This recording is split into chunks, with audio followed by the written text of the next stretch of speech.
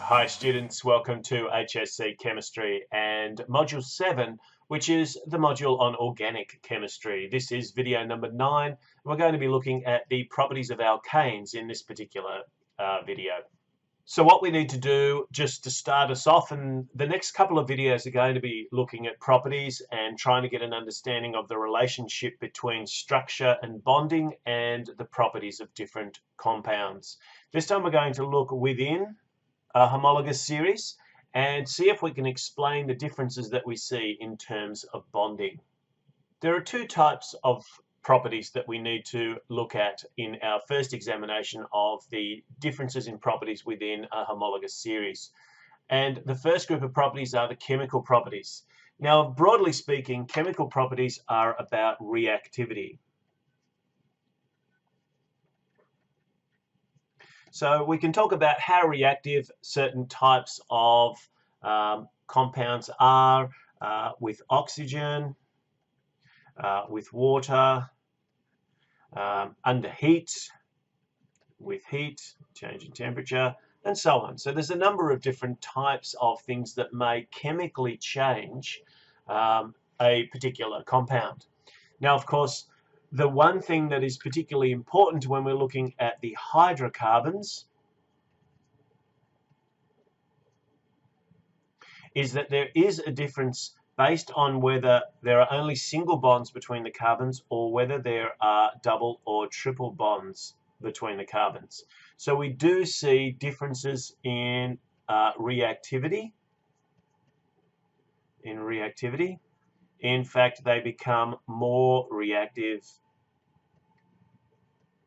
with these particular types of unsaturated forms. So these are unsaturated, and only single bonds are saturated hydrocarbons. So that's one important difference between each of these, and we will look in a future video at some of the reactions involving these two different or three different groups of hydrocarbons.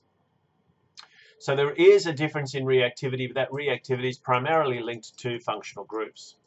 What's probably more important for us to look at in terms of within a particular homologous series are the physical properties. So physical properties are linked not just to the functional group, but also to the chain length. Now, in a homologous series, all members of a homologous series have the same functional group. So when we turn our discussion to looking at some of the trends in the different properties, then what we need to do is we need to say, okay, well, if we're going to look at just the alkanes, for example, then these are all saturated hydrocarbons. There are no double or triple bonds, and so we don't have to consider any differences on the basis of a difference of functional group. What we can look at is chain length. So chain length is affected by the number of carbons. And the greater the number of carbons, the greater the chain length. That just makes sense. Also, the greater the molar mass. And if we're adding more carbons and hydrogens, that also makes sense. But what sort of properties are likely to be affected by that? Well, the first and probably the most important one is change of phase or change of state. So melting point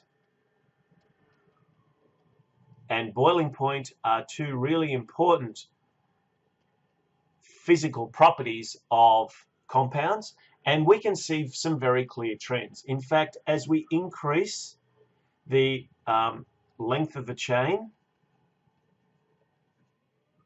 so we increase both the melting point and the boiling point. Is there any reason why that should be the case? Well, here is a member of the alkanes. This is 1, 2, 3, 4, 5. It's pentane. Now, pentane has 5 carbons, and it only has hydrogens attached to those carbons other than the other carbon that's attached to in the main chain.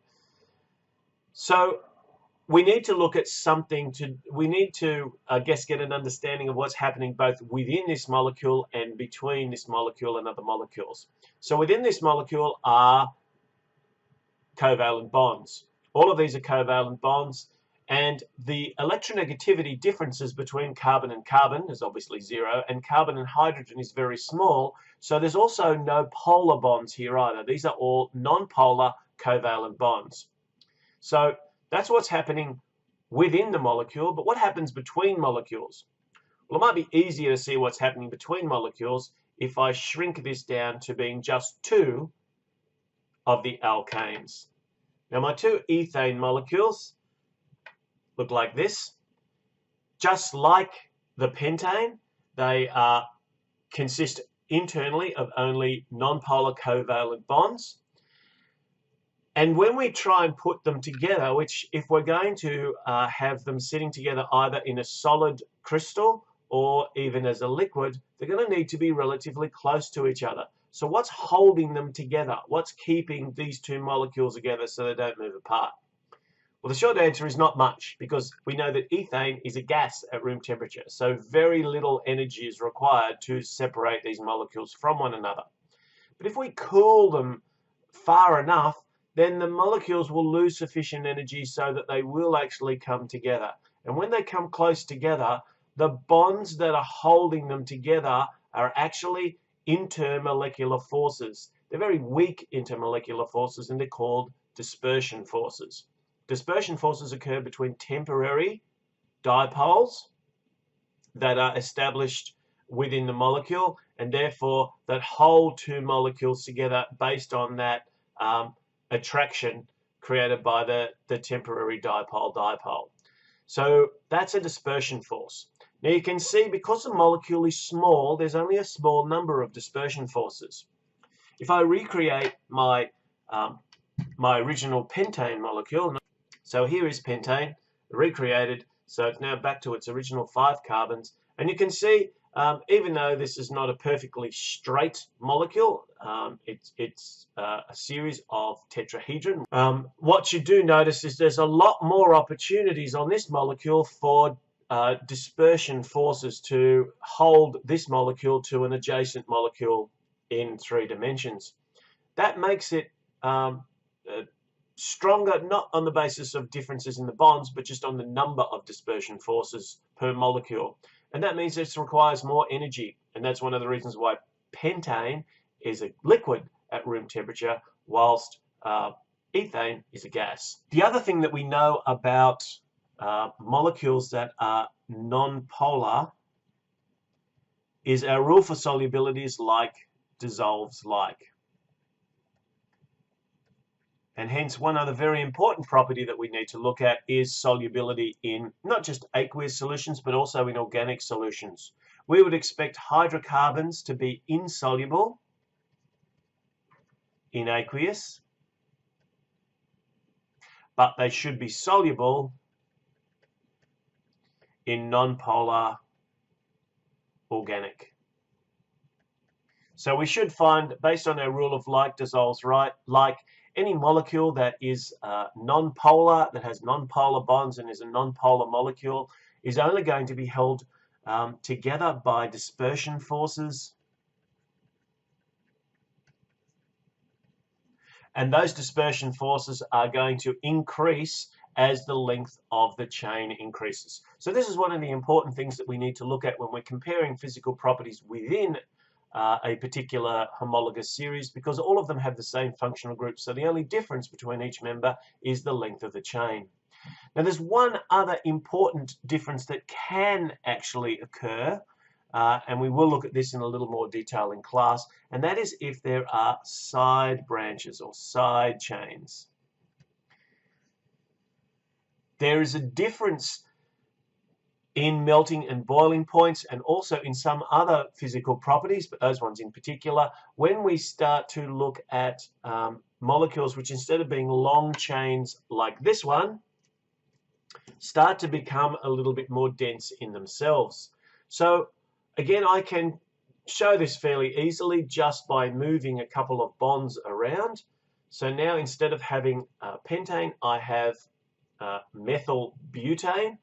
Now this one is a little bit more densely packed, so instead of being stretched out, I now have my methyl group on the main chain. I've shortened my main chain, and in fact this sort of a molecule will actually slightly change some of those physical properties between itself and something like pentane.